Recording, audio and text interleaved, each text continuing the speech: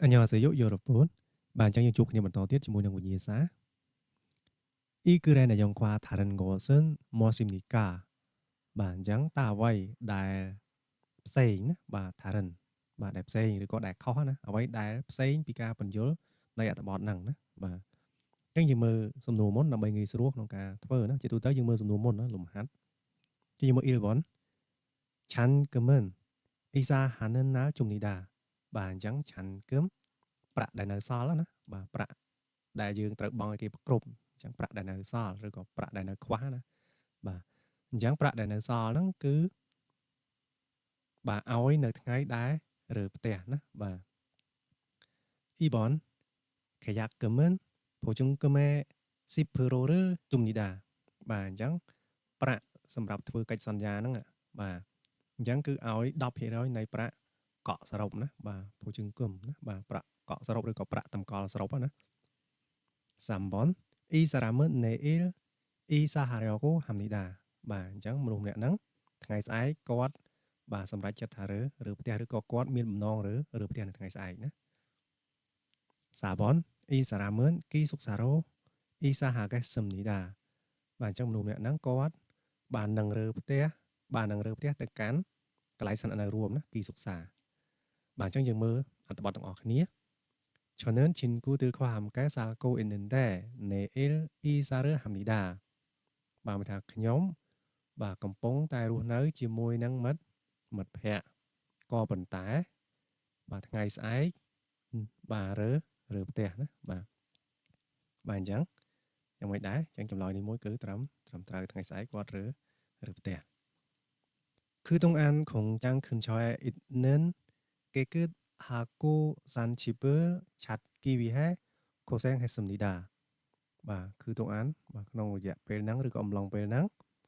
អីគេដើម្បីណាតម្រង គីវីហេអញ្ចឹងដើម្បីស្វែងរកផ្ទះដែលបាទស្អាតណាបាទគេគិតថាថាស្អាតហើយសន្តិភាពផ្ទះដែលថោកអញ្ចឹងសន្តិភាពផ្ទះដែលមានតម្លៃថោកហ្នឹងដែលមាននៅក្បែររោងចក្រហ្នឹងបាទគឺវាមានការលំបាកឬក៏មានការហត់នឿយណាស់ណាបាទគូសេងហេតុស្មីដា 줍전에 한국 친구들에게도 물어보고បាទអញ្ចឹងគាត់បានសួរណាបាទសួរ គាត់បានសួរទៅកាន់មិត្តភ័ក្តិជនជាតិកូរ៉េដែលនៅជុំវិញហ្នឹង 인터넷과 부동산 중개소를 통해서도 알아보았습니다. បាទអញ្ចឹងគាត់ក៏បានសួរណាបាទគាត់ក៏បានសាកសួរឬបាទតាមរយៈបាទឬក៏ស្វែងយល់ណាកន្លែងហ្នឹងបាទគាត់ក៏បានស្វែងយល់តាមរយៈ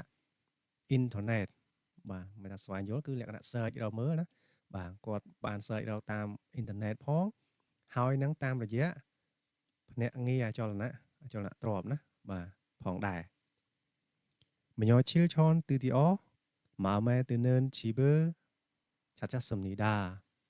បាទ 며칠 បាទ ឆនប៉ុន្មានថ្ងៃមុនអញ្ចឹងប៉ុន្មានថ្ងៃមុនហ្នឹងបាទទីបំផុតបាទទីបំផុតគាត់ក៏បានស្វែងរកផ្ទះដែលត្រូវចិត្តណា 마음 드는 집 បាទទីបំផុតគាត់ក៏បានស្វែងរកផ្ទះដែលត្រូវចិត្តឬក៏ដែលពេញចិត្ត 그날 집주인을 만나 계약을 했습니다. ថ្ងៃនោះបាទនៅថ្ងៃដែលគាត់ស្វែងរកផ្ទះបានហ្នឹងគាត់ក៏បានធ្វើកិច្ចសន្យាណាបាទជាយ៉ាខេយ៉ាក់បាទគាត់បានធ្វើកិច្ចសន្យានៅថ្ងៃដែលគាត់បានជួបម្ចាស់ផ្ទះហ្នឹងណាបាទ 집주인 ម្ចាស់ផ្ទះ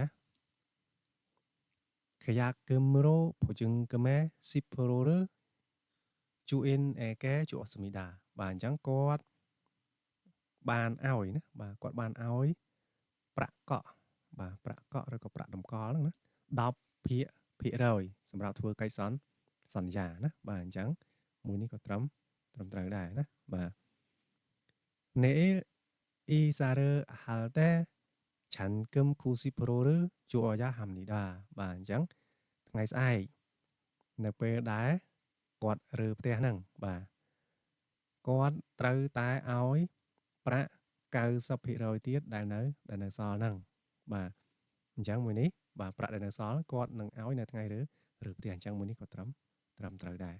អញ្ចឹងចម្លើយដែលមិនត្រឹមត្រូវគឺបាទអត្ថបទយើងអត់និយាយគឺមួយនេះណាសាបនអញ្ចឹងចម្លើយដែលត្រឹមត្រូវគឺចម្លើយលេខ4ហ្នឹងដោយសារគេឲ្យរកអ្វីដែលផ្សេងអ្វីដែលខុសណា